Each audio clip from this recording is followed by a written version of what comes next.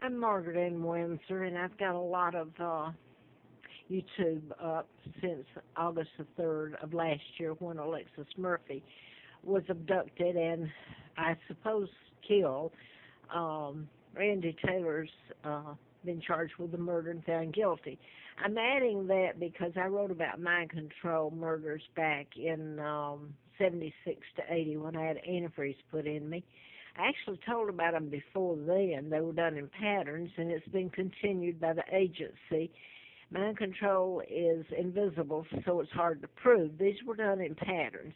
What I want to get to, though, Larry Flynn, I've put this up an endorsement where I ran in a campaign in '83 to replace the Dr. Congressman that I wrote about in the medical malpractice book, Larry McDonald. Larry Flint was shot in Lawrenceville, and the person that shot him was programmed to shoot him. So I was flown out to his home during the campaign in '83, and he did an endorsement, and I put all that on YouTube and on Facebook, and the media all knows it. They knew about my kidnapping. I'm Margaret Ann Windsor, kidnapped in 41, taken to Bolton, Alabama, given the name of a twin. Both twins were dead, Peggy and Carl. They were born out of wedlock and killed by their mother, Lina. And it was a pigsty. It was brutal what they did. But it can only be in comparison to the brutality that's continued. I'm going to jump to, I came here to Roanoke in October, I believe, 20th of '86.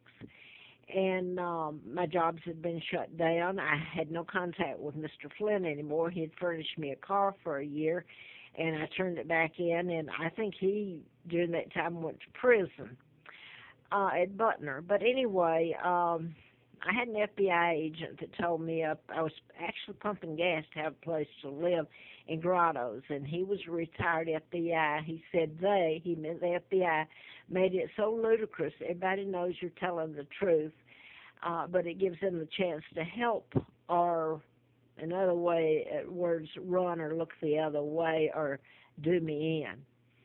So there's a whole list of the mind control murders, like the Virginia Tech shootings, April the 16th of '07. Now that I want to get to what's happening here, and it's continued, I'm allergic to chemicals.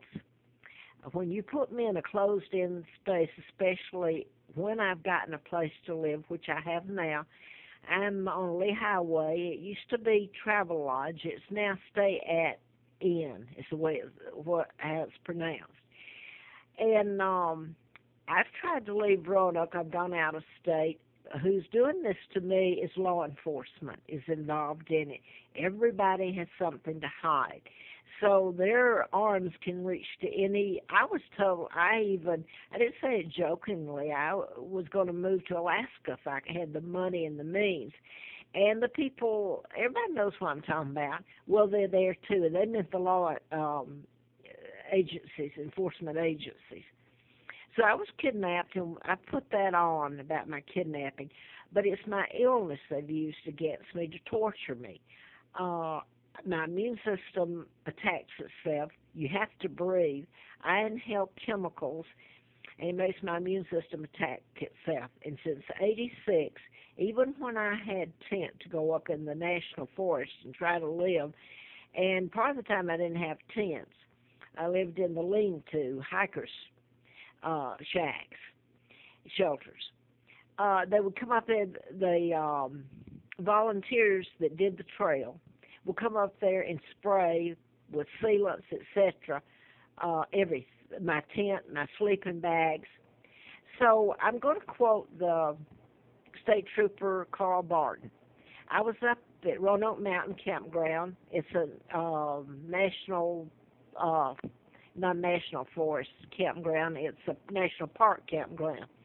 I've always paid my rent on time, etc. They have run me. And that night, the host was Carl Barton, retired state trooper. That night, my north face tent was soaked in fuel. I had to get out and sit at the picnic table. They brought me down, his wife did, Linda. Martin brought me down to affordable corporate suites, and I'd stayed in some of theirs before, and the same thing has happened. He's Jewish, and where I'm at now, let me say this, they're from India. And they have become so wealthy off of the property and off of going along with the law enforcement and doing this to me. It's the land that the hotels, motels are on, Troutville, Roanoke. They own everything.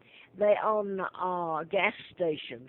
It's shocking. They own Maverick, is one of the corporations they own, holding corporations they own. And I'll just go back to it's the Patels and Shaws. And there was a big article about Shaw opening up a Quality Inn and remodeling it and everything. And you had Virginia State Trooper John Edwards. You had Bob Goodlatte, the U.S. Representative from the state of Virginia. Also, he's head of the Intelligence Committee and Homeland Security. These two men specifically, I have been in their offices many times over the years.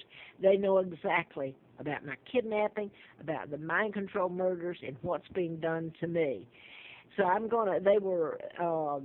John Edwards was at the opening, and the others all former Mark Warner, he's a senator now, all sent their representatives.